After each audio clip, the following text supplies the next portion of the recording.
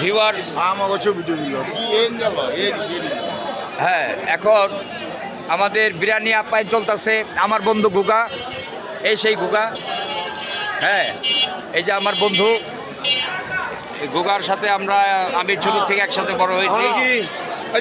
এখন এই যে আকিল ভাই, হ্যাঁ এই যে, হ্যাঁ তো ওই যে বাপ্পি সিকদার দাঁড়িয়ে আছে, বাপ্পি সিকদার দাঁড়িয়ে আছে, বাপ্পি একটা সালাম, হ্যাঁ হ্যাঁ আলহামদুলিল্লাহ।